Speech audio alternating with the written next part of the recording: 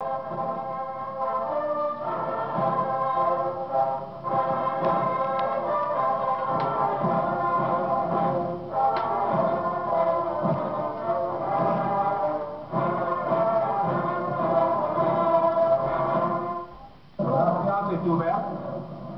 reçu du président du Conseil de gouvernement la lettre suivante. Monsieur le Président, j'ai l'honneur de vous prier de bien vouloir soumettre à la délibération de votre Assemblée législative les projets de loi suivants.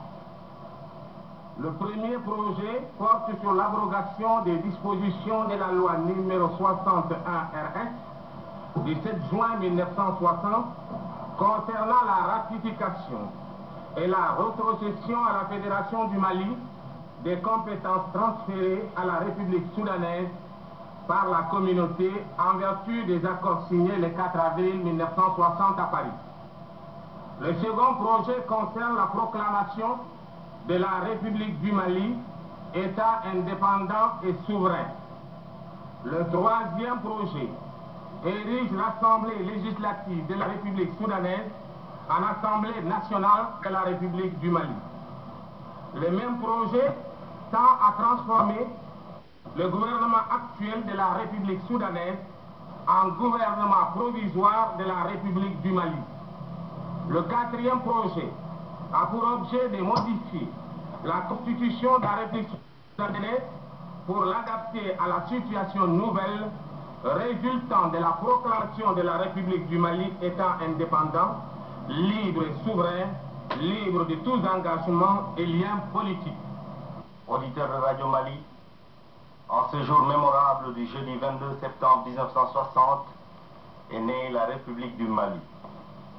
Une république indépendante, absolument et totalement indépendante de tous les liens politiques avec la France.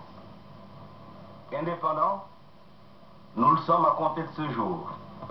Une indépendance que nous devons à nos leaders, à nos anciens, nos aînés, à l'action constructive et courageuse des dirigeants de l'Union soudanaise RDA, dont le président Modibo Keïta s'est fait le porte-parole au congrès extraordinaire qui a tenu ses assises ce matin à Bamako. Chers camarades, à la conférence territoriale du parti, il y a 3 semaines, nous nous sommes contentés d'un exposé objectif du déroulement des événements de Dakar sans en tirer les conséquences. Nous avons par la suite pris un certain nombre de contacts qui ont projeté plus de lumière sur les origines plus ou moins lointaines des événements. La République soudanaise indépendante n'a fait qu'usage de son droit à l'indépendance. La réalisation de l'unité nationale sera le ferment de la mobilisation générale des populations jusqu'aux confins du Sahara. Son développement économique appelle à des sacrifices pour sortir le pays d'un possible isolement. Face à cette éventualité, il s'agissait d'envisager les voies et moyens pour une économie socialiste et planifiée. D'où l'affirmation de la République soudanaise sur le plan africain et international, rappellera en substance Modibo Keïta. Pour laquelle nous vous invitons à autoriser l'Assemblée législative, premièrement, à appréhender les compétences transférées par la République soudanaise à la Fédération du Mali. Deuxièmement, à proclamer comme État indépendant et souverain la République soudanaise.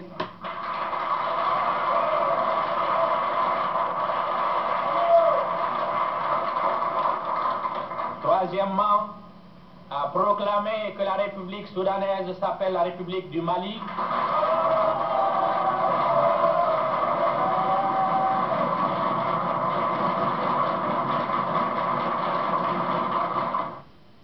La République soudanaise est proclamée État indépendant et souverain sous le nom de République du Mali. Le Congrès opte pour la construction d'un État socialiste. Une présidence de la République est instituée, confondue avec le chef du gouvernement. Un régime de type parlementaire est maintenu. Le chef de gouvernement est responsable devant l'Assemblée nationale et exerce les attributs de chef de l'État et le pouvoir exécutif. Les ministres sont responsables devant lui. L'Assemblée nationale élue pour 5 ans vote la loi. Il reprenait en gros les termes du préambule de celle du Soudan du 23 juin 1959, sauf en ce qui concerne les principes de base. La liberté et la justice succédant à la liberté, à l'égalité et à la fraternité.